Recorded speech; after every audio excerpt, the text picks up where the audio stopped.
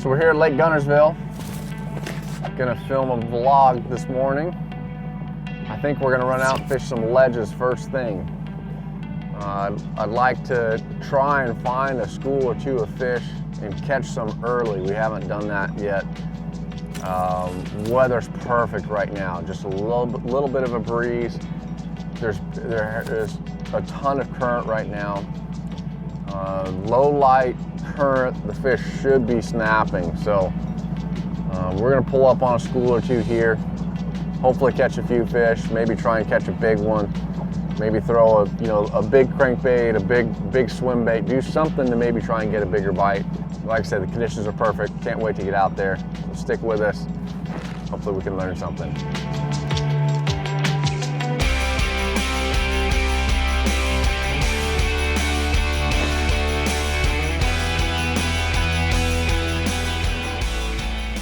There's one.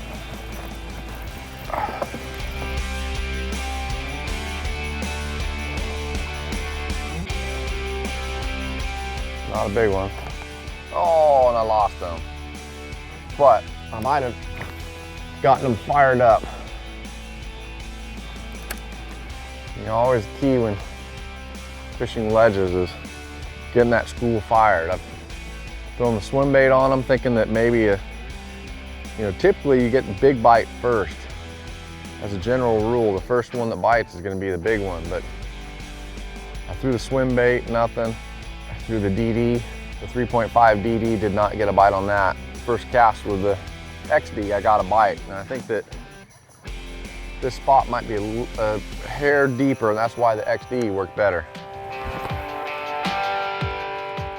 These fish right here we found early on. I've never been able to fish it again because there's always been someone fishing it. First day we pulled up, I thought we found a spot no one was gonna fish. But I forgot we were at Guntersville. Everyone fishes everywhere here. One cast with the old drop shot and see what happens.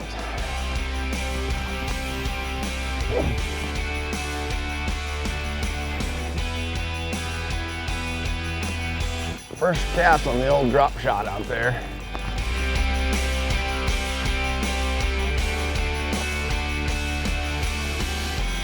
So they wouldn't bite the swim bait. Had one bite on the crankbait. Pulled out the drop shot and caught one. Now, let's see. I want to get right back in there and see if I fired them up a bit. These fish are so tricky to get to go to fire that what I'll do is get this out there one more time. If I get another bite on this cast, I'm going to immediately pick up the crankbait and throw on that line and see. Maybe I got them fired up. Went through the crankbait again, drop shot. 2 in a row on the drop shot. So when I get this fish in, I'm immediately going to pick up the crankbait.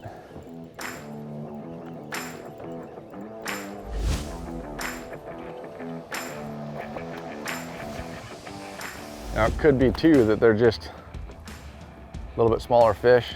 They don't want a big bait, but here's what I'm gonna do. Put that fish in, set this down. I'm gonna grab my crankbait. I'm gonna run back here because the wind's pushing. That bite was way out there. Get that crankbait down there. See if I can catch one on this cast. Nothing. Okay, so nothing on the crankbait, so I'm going to try the drop shot again. Come back up front.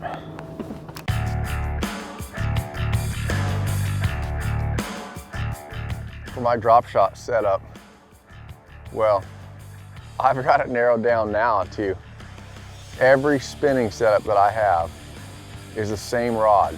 And it's my 7-1 drop shot rod, Tattoo Elite drop shot rod. It's a medium action.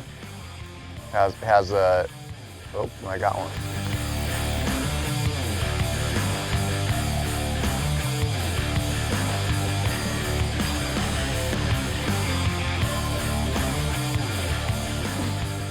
Not too bad. Another bite. So the fish are definitely way up on top. I made a really long cast. Get way up on top again.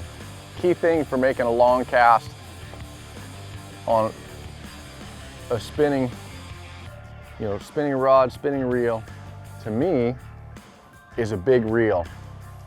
I like the 4,000 size reel. This is the Tatula LT reel that I started using this season. I used to use the Exist. The Steez and the Exist are the best spinning reels you could put in your hand, period. There's literally nothing better out there. But they're very expensive. And Daiwa came out with the LT, which I think is lighter. I'm not positive on that, but it's very light, but it has a fast gear ratio. It's a 6.3 gear ratio reel, which is kind of unheard of in a spinning reel. But it has big spool. I'm able to make a long cast. It's very light. The drag is so good on the LT. There's no reason for me to use the Exist and the Steez anymore. I can accomplish everything with this, but gain the fact that I have a faster gear ratio. That part I like. It's easier to get a good hook in those fish. There's another one.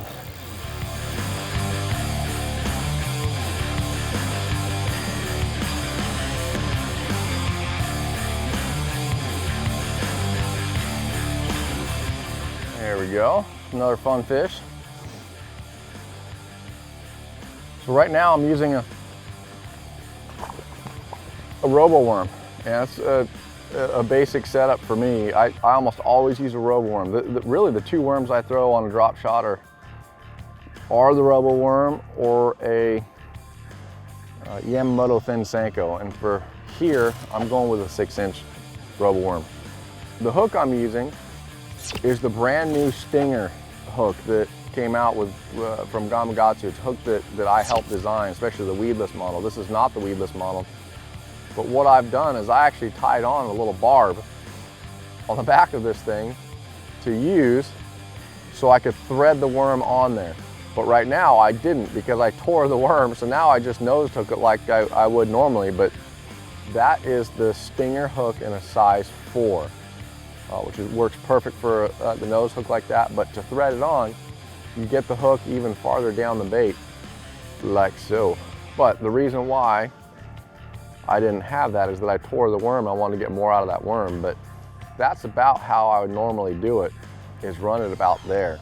And I put that keeper on that size 4 just to hold that worm on there.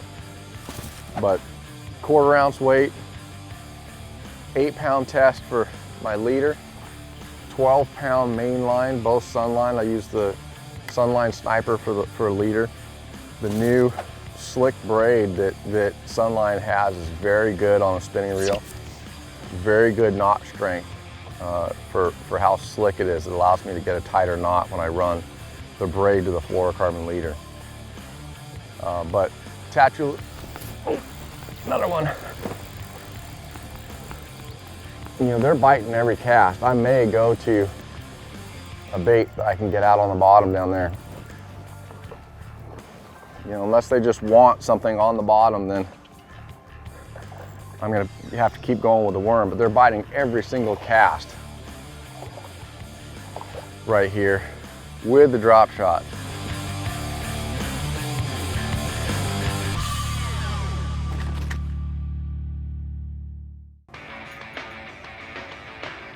Got it.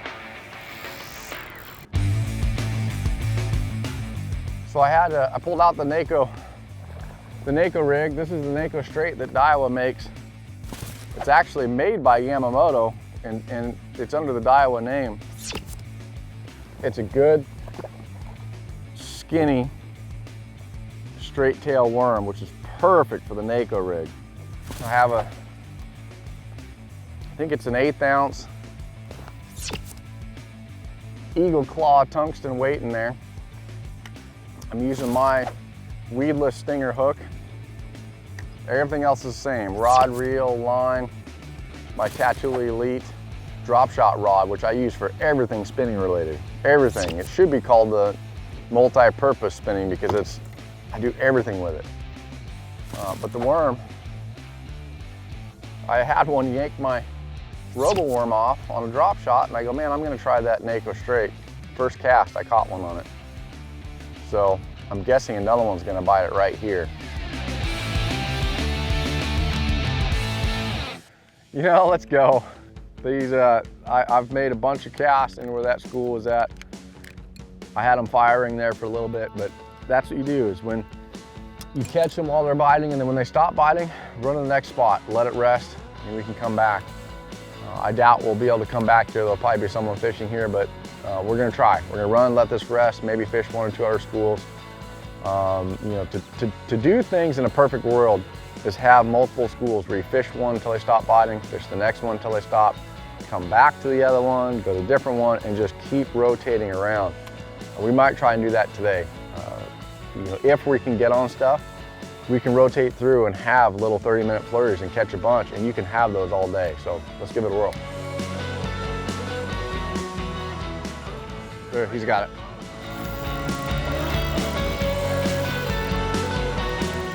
There, he's got it. It's about time I get a bite. Man, it's been slow for a while. Tried to fish this spot actually, and it didn't work, and then came back to it and now had a bite. So maybe we got him fired up. We'll find out here. I just got to the end of this thing, got a good cast, caught one. Finally, it's been a good little while. Oh, come back and bite it. He's got it.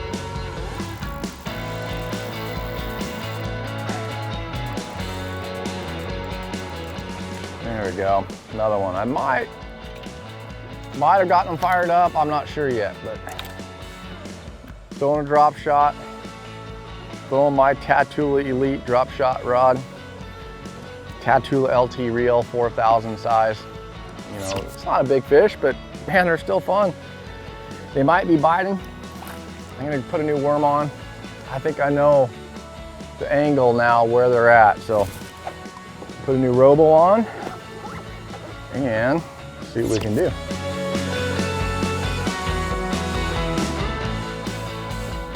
There's one. There we go.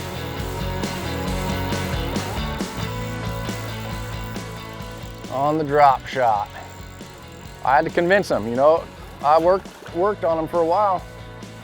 They're down there, it's hard to get them to bite, but you gotta just keep it consistent, keep them down there.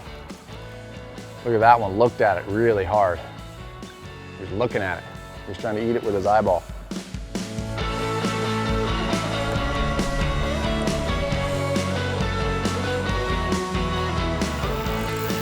There we go. That's a nice one, I think. Nicer one, maybe not. He was just acting tough there, but. Another one on the drop shot, the Tattoola Elite drop shot rod. Tattoola LT reel. Such a good combination, not just for a drop shot, but for everything. You know, it's my multi-purpose rod really for any kind of spinning application. You know, drop shot rod, but really we should have called it multi-purpose. Tattoola LT, the 6-gear ratio on that is awesome. Just like that, the fish bites. Slack lining, meaning I'm shaking the drop shot and he pushes it, my line goes limp. I can catch up to him better with a 6-gear ratio reel. So, fun fish. It's been a fun day. We've caught a lot of fish out here at Guntersville. I kind of hate to leave, but we're gonna have to wrap it up here. Been a blast. Headed to Table Rock next for the Bass Pro Tour. Should be fun. There he goes. So shoot, like, tag a buddy, share, and be out here next week.